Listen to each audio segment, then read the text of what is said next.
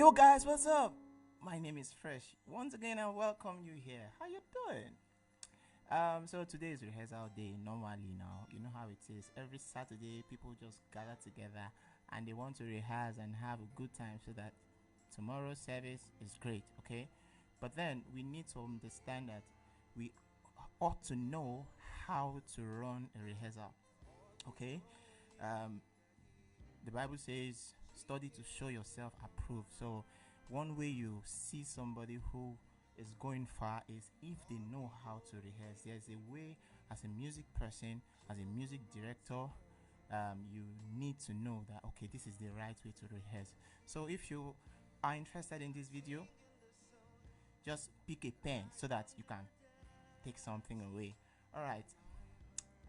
Um, in rehearsal, we also understand that excellence is what we aim for. We are not trying to be perfect. Excellence is not trying to be perfect. So we are not trying to confuse excellence with perfection. So perfection basically is you trying not to make a mistake. Yeah. So trying to dot your T's and keep everything to be very much totally organized. So excellence is a position of the heart. Um, it will bring the best out of you. Okay, so we are not trying to be perfect, we're just trying to be excellent. So you can practice a lot, but growth comes when you work with other people. So you, as a person, you must understand that if you would go far in anything, you'd have to learn how to work well with people, not just working yourself, but trying as much as you can to work with people, because um, things get multiplied when you work with people. Okay, the Bible says one will chase what, 1,000, and two will chase 10,000. So the your value increases with people. So that's what happens in a team. Sometimes, you know, the basis may not be getting it right, but then because every other person is getting it right, so you know the mistake is not obvious. So if you stand alone, it's always a problem. So when it comes to rehearsing, the purpose is you rehearse so that you can help make synergy. You can help make your music history with a band and connection um, to be possible. Okay, now if we don't rehearse, we cannot take advantage of the fact that I know that okay, he's going to play far here when the music goes this way, or he's going to play whatever, you know. So when we rehearse together, it helps to make synergy, music history, and it also helps to make connection possible. So now the question is, how do we then prepare ourselves to rehearse well? How do we make rehearsal very good and do it in a good way? Number one, as a music person and as a music director, you need to get the songs to your team on time. Number one, get the songs to your team on time. My music director does something, I hope he continues it. He sends the song early enough. They just post the song on the group. Your choir has a WhatsApp group. Send a song, yeah, so that everybody knows the key, everybody knows the song, people are listening before they come for service. Number two, you need to communicate your expectation. Now tomorrow's service is let's say the church is about manifestation this month, and somehow people don't know that this song is supposed to trigger um, such and such response from the people. So it's good that everybody knows what to expect from the service, which plays out in the choice of song basically. So number three, you need to understand how the sequence of the song, you know, the progression, the key, the changes, the syncopation if there's any, and if it's a medley, you need to understand how it flows. Okay, this is something that the music director has to know, and this somehow plays its way into theory. A lot of people don't like theory, but theory is good. Theory will make a lot of things possible to you. If you know theory, you don't have to know so much, but the more theory you know, the easier it is for you to flow.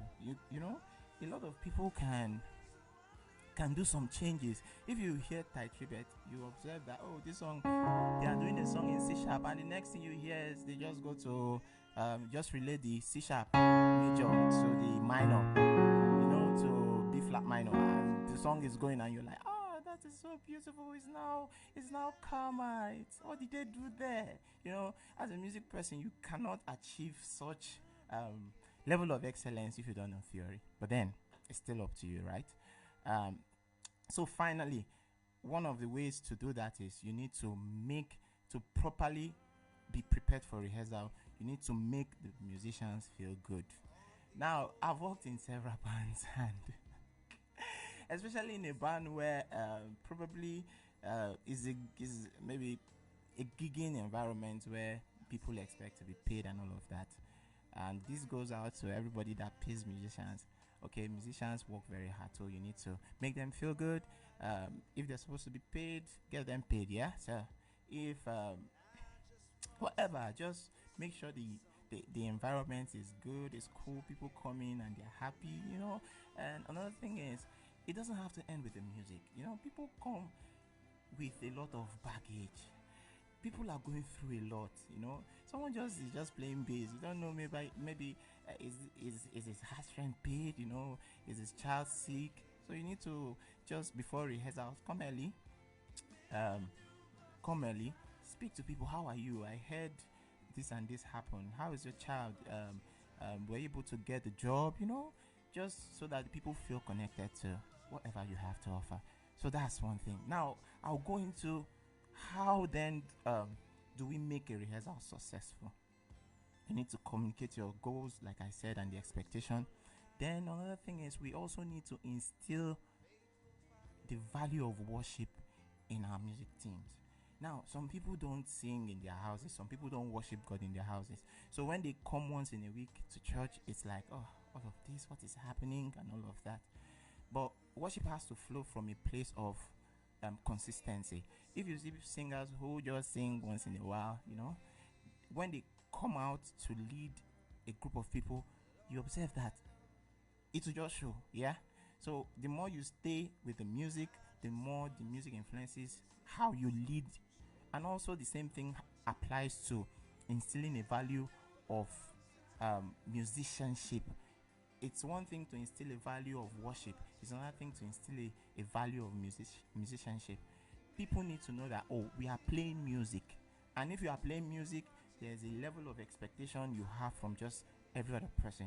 So that's one thing we need to focus on. Then another thing we need to know is, excellence is giving something that costs you something. If the reason why I have a wireless keyboard is that it costs me extra to get a wireless keyboard, right? So if this is not that valuable, it's not going to be excellent for me. So it goes with every other thing. What singers that have worked on themselves, they bring something different. Watch a musician or a skillful person play. He has worked on that thing. So if it does not cost you anything, they have paid money to get lessons, they've spent time to work on the gift.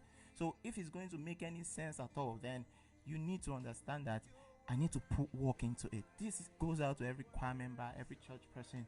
You need to work on yourself. Okay. Now, do cookouts. I was talking about trying to get people happy. It's not just about playing music. You can do picnics and stuff. And another thing, to make a rehearsal successful, you need to work with time.